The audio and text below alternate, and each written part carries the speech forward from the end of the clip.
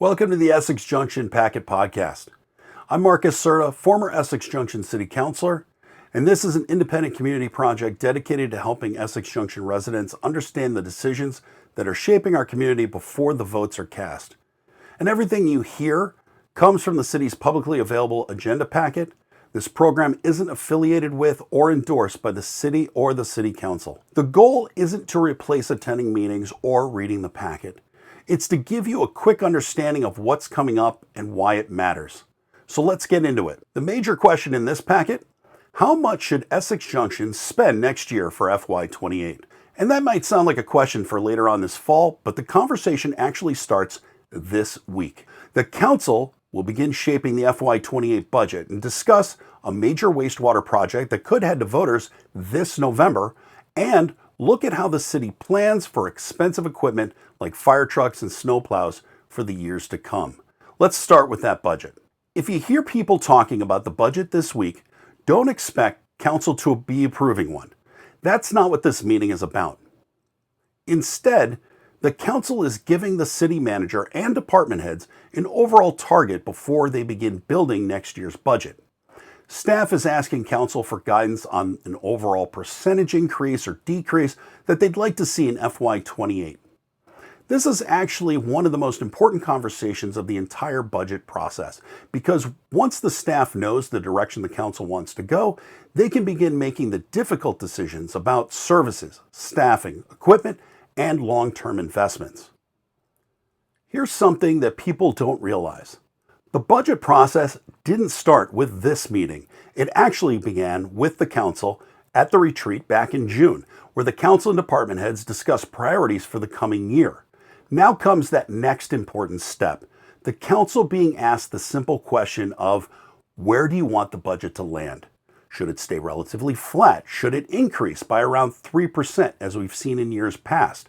Should it be higher? Or should staff look for reductions?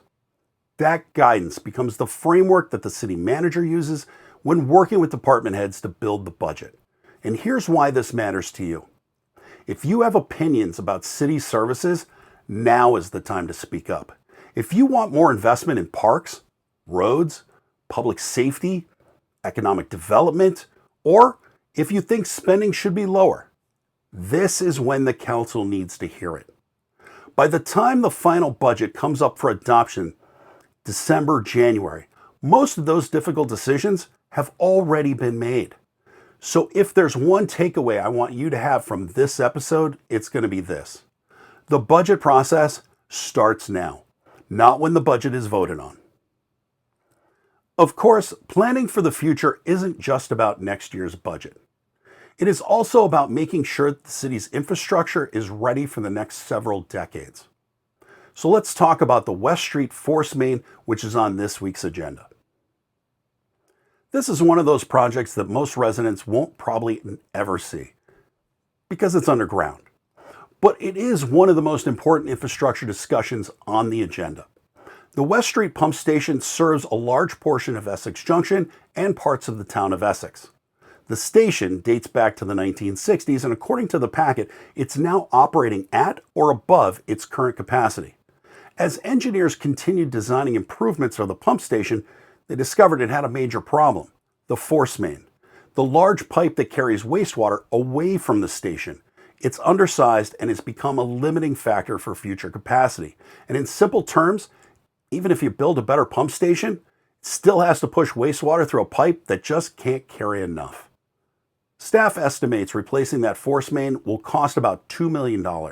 And because that money isn't available in the current capital plan, council will begin discussing another potential bond vote. Staff says a November 2026 vote would be best to keep this project on schedule, although town meeting day in March 2027 remains another option. A formal decision isn't expected until later this month. There's another reason that this matters. Reliable wastewater capacity isn't just about today's residents. It's about supporting future development, especially along the Pearl Street corridor and other areas served by this system. This meeting is really an introduction to the project, and the council isn't approving the bond yet. Instead, they're deciding whether to move the process forward. Planning ahead also means thinking about something a little more visible than underground pipes: the vehicles that keep our city services running. Let's talk about the rolling stock capital plan. This is fire trucks, snow plows, dump trucks. These aren't purchases the city makes overnight. In fact, the packet explains that a new fire truck expected in fiscal year 2030 could take 2 to 3 years just to build after it's ordered. The challenge is the money. Staff says the city's rolling stock fund is currently underfunded, and without additional revenue, it could fall into the red before the truck is needed. One option discussed in the packet would require roughly another $218,000 beginning in FY28 to keep the fund on track. An amount staff notes is roughly the equivalent of about a 2% impact on the tax rate.